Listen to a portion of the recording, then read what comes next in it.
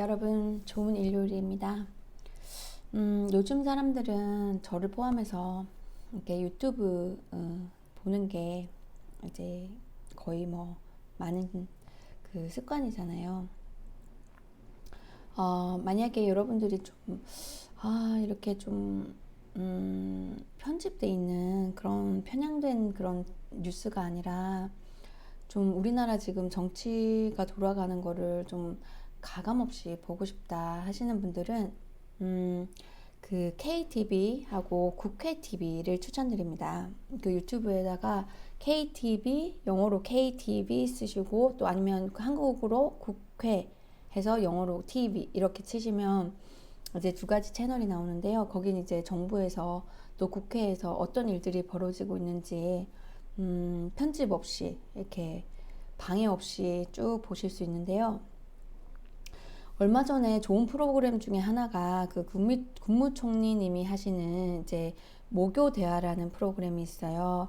사실 그 모교 대화라는 이름에서 제가 스웨덴의 그 에rir란데르라고 3인당에서 아주 사랑받았던 오랫동안 통치하셨던 타게 에rir란데르님이 이제 모교 대화로서 굉장히 유명하신 분이시거든요.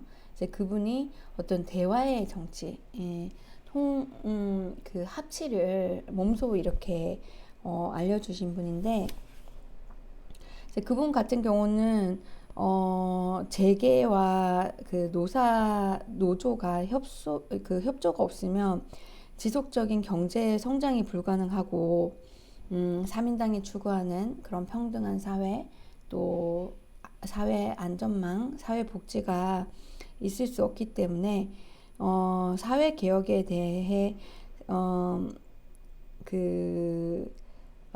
앞서서 그 재계와 노조 대표들과 이렇게 초청해서 목요일마다 목요일 만찬 때마다 이제 대화를 나누었다고 합니다. 경제가 성장하기 위해서는 노사 상생이 가장 중요하다고 보았기 때문이죠. 그래서 재계와 노조는 국가 경제의 양날개이므로 이들이 이제 적대적 관계에 있으면 경제가 날아오를 수 없다고 본 것이죠. 사실 우리는 노조가 굉장히 좀 노조를 결성하는 것이 탄압되어 있는 그런 제도다 보니까 노조가 많지도 않고 특정 업계에만 지금 치우쳐져 있는 상황이잖아요. 근데 이제 여기에서 노조는 좀 많은 노동자들이, 그러니까 뭐 공무원뿐만 아니라 사실 스웨덴 같은 경우 노조 자체가 공무원들도 노조가 있고요. 우리나라는 직급으로 그것도 제한을 해두는 정근대적인 제도가 있다고 하는데, 그런 정근대적인 제도들은 과감히 깨야 됩니다.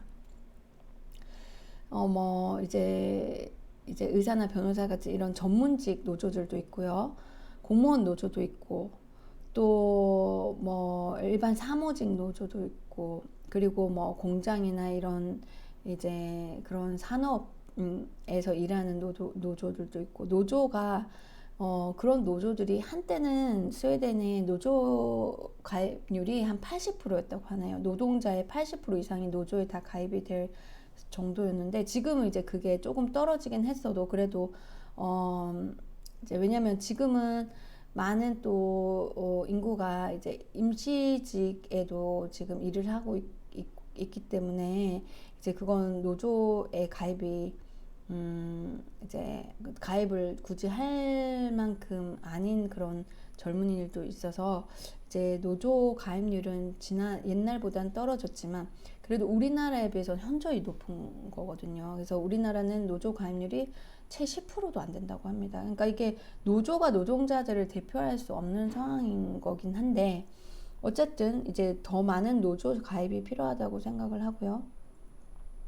그래서 이제 그 노조 대표들하고 이제 경제계 사람들하고 이렇게 같이 초청해서 대화를 꾸준히 이제 50년대 60년대 대화 정치를 펼쳐나갔고, 그 노력을 바탕으로 재계의 마음까지 얻어낼 수 있었다고 하네요.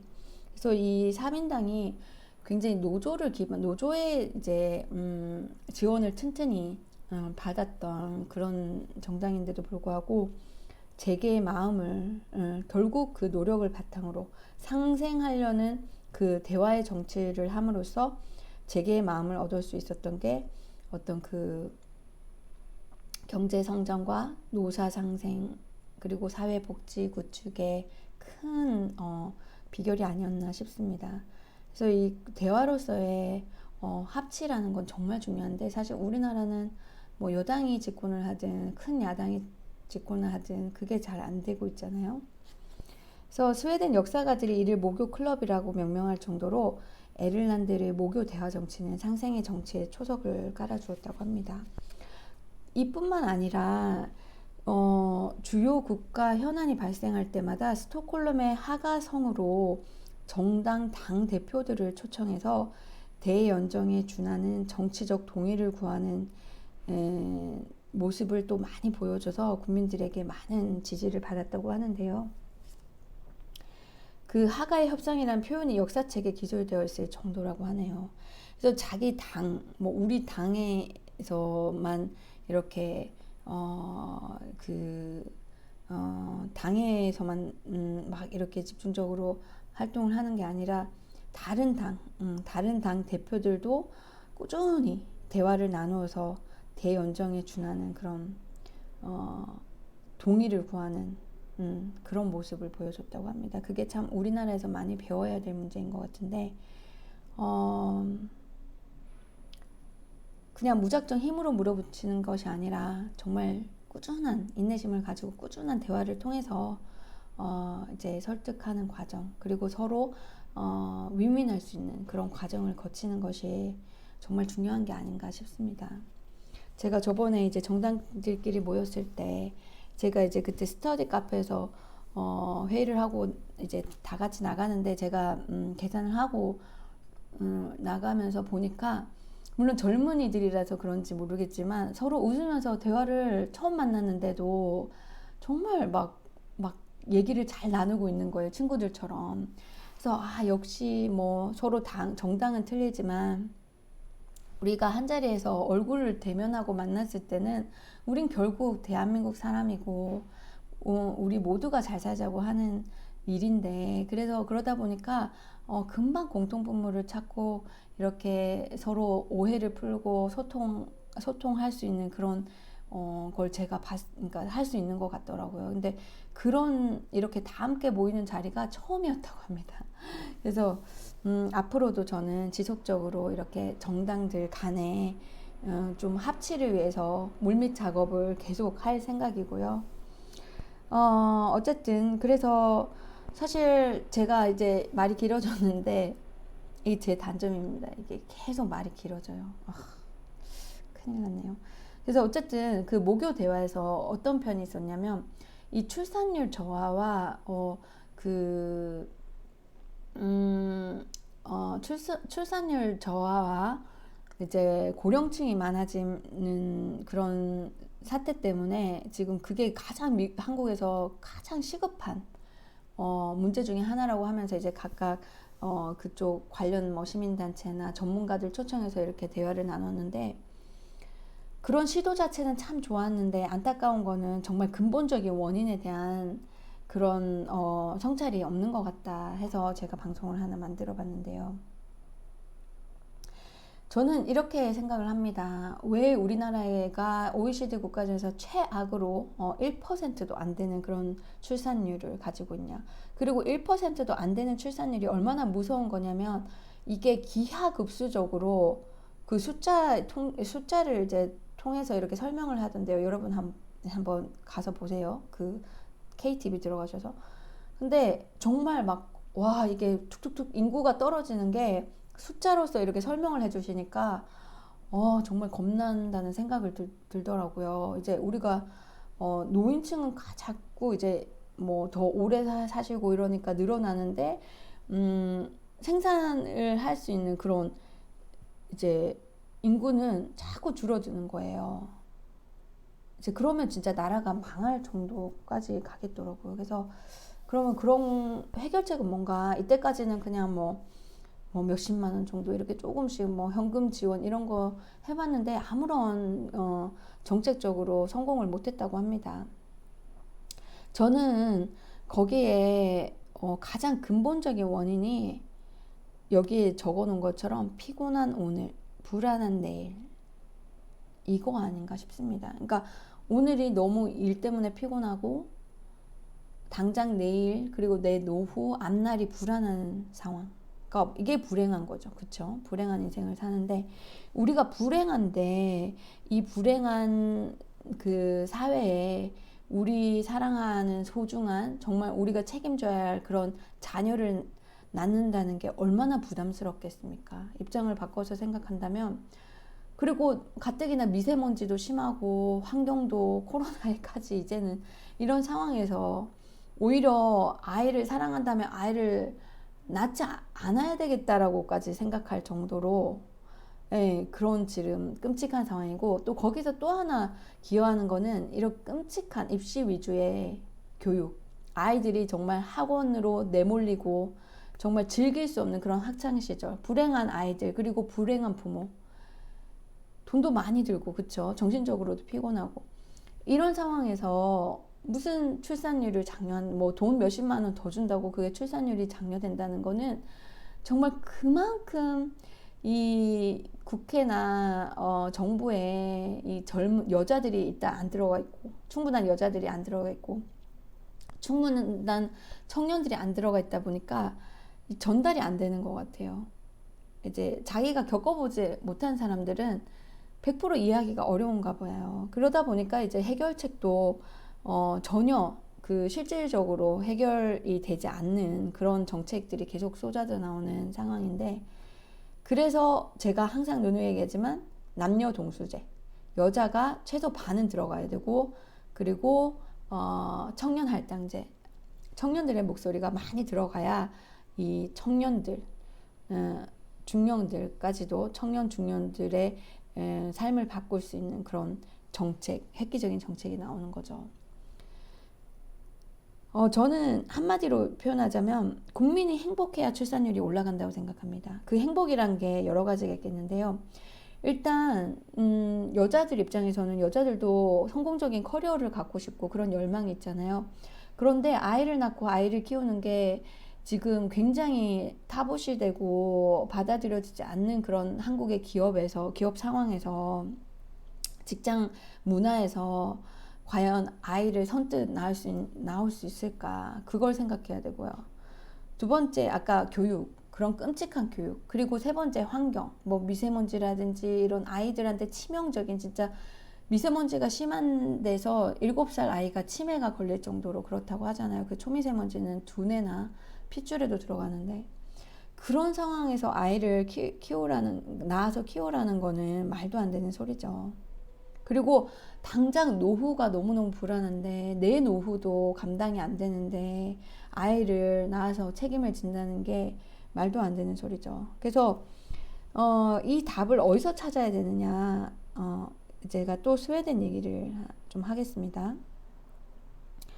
세금이 이제 복지가 높아지려면 세금이 높아지는 건 맞아요. 네, 세금이 높아지지만 이제 뭐 그 퍼센테지는 사실 35%에서 61%까지 자기 이제 그 수입에 따라서 이제 더 수입이 아주 많은 사람은 이제 61%까지 가고 뭐 그냥 일반적인 수입이 낮은 사람들 이제 35%부터 시작을 하는데 왜 스웨덴 사람들은 세금을 그렇게 내면서도 행복한가? 이걸 잘 생각해 봐야 돼요.